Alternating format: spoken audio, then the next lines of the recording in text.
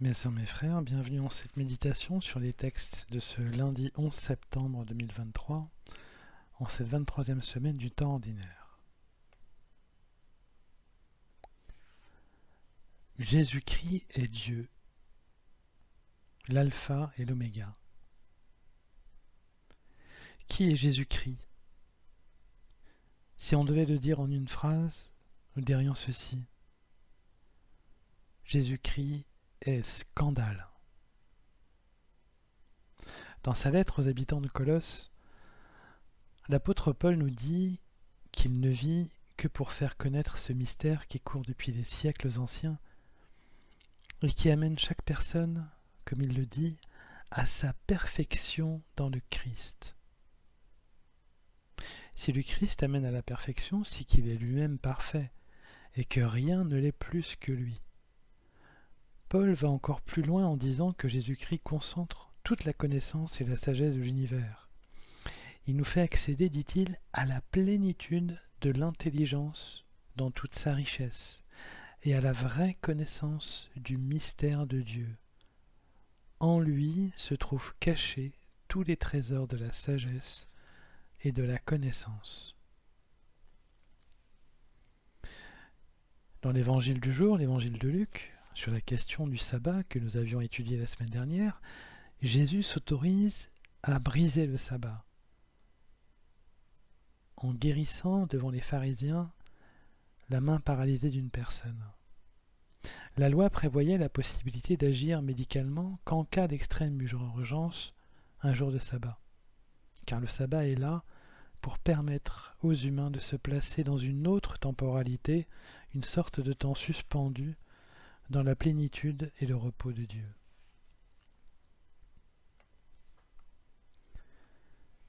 La guérison de cette main pouvait donc attendre le lendemain. Pourtant, c'est avec la pleine conscience de rompre l'observance de cette règle que Jésus le fait. Non pas parce que les pharisiens seraient ici trop formalistes, en réalité il brise cette règle car il est lui-même, Jésus-Christ, ce temps de plénitude qui est enfin arrivé, celui que tous les prophètes attendaient, celui qui fit pleurer le prophète Siméon lorsque Marie vint présenter Jésus bébé au temple, tant il avait attendu ce moment. Si Jésus brise le sabbat, il ne le détruit pas. Il vient l'accomplir, lui qui est l'accomplissement de la loi. Jésus est lui-même le sabbat. C'est en lui que nous trouverons la paix et que nous trouvons la paix et le repos. Car c'est en lui, par son sacrifice et son rachat, que nous retrouvons notre sainteté. Si nous pouvons alors redevenir saints, c'est que nous sommes rachetés par Dieu lui-même, qui a payé le prix pour racheter toute l'humanité. Ce Dieu de justice a décidé de se laisser clouer sur une croix dans un élan d'amour infini pour nous rétablir et vivre enfin avec nous.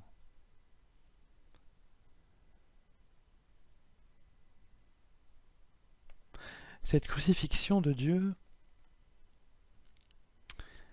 c'est le scandale de Jésus-Christ. C'est une folie pour les païens, car pour eux, Dieu habite dans une éternité parfaite et immuable. Mais c'est un scandale pour les Juifs, car Dieu est regardé habituellement comme totalement transcendant, car totalement saint. Le faire s'incarner, puis crucifier, est un mépris insondable de sa puissance et de sa sainteté. Pourtant,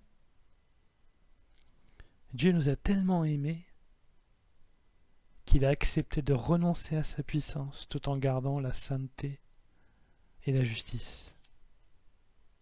Sa sainteté et sa justice. Il fallait une victime de même poids que toute l'humanité, passée, présente, à venir, pour racheter toutes les fautes passées, présentes et à venir des humains. Dieu a accepté de se sacrifier pour vivre avec nous et nous racheter du péché. Par ce sacrifice divin, Dieu nous prend dans sa sainteté par amour.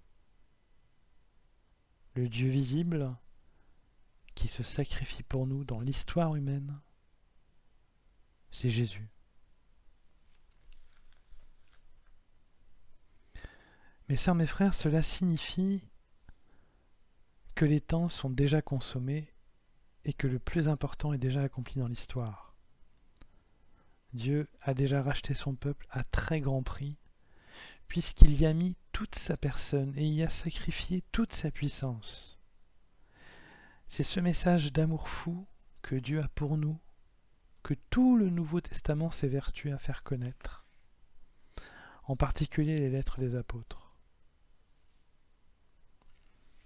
Paul, naturellement, mais aussi Pierre, Jacques, et en particulier Jean. La première lettre de Jean et le livre de l'Apocalypse sont les textes qui vont le plus loin dans la divinité et l'unicité de Dieu Jésus-Christ qui siège sur le trône céleste. Il nous faut méditer et vivre, mes sœurs, mes frères, il nous faut méditer et vivre cette kénose, c'est-à-dire cette dépossession de Dieu. Dieu a magnifié son amour.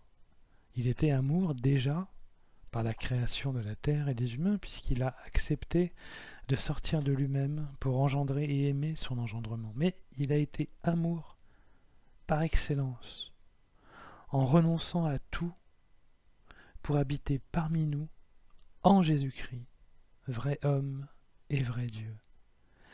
C'est ce mystère dont parle ici l'apôtre Paul et qui le rend si joyeux lorsqu'il dit, dans la lettre aux Colossiens, « Je trouve la joie dans les souffrances que je supporte pour vous. » Comme le psalmiste, la joie de Paul dépasse tous ses soucis de la vie quotidienne.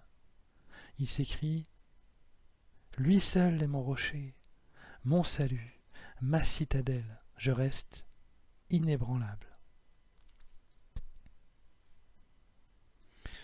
Puissions-nous, mes sœurs, mes frères, connaître ce même calme dans les tempêtes de nos vies, en nous plongeant dans cet abîme d'amour de notre Dieu qui réalise le sacrifice des sacrifices pour devenir le scandale des scandales.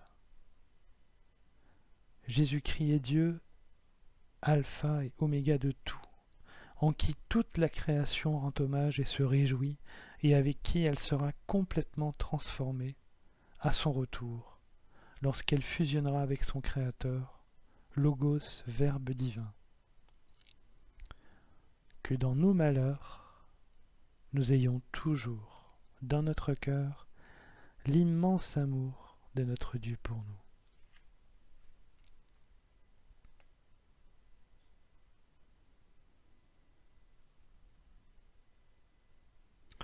Mes sœurs, mes frères, après cet instant de méditation sur les textes de ce jour consacrés à Jésus-Christ, vrai Dieu, alpha et oméga de tout, je nous invite à la prière.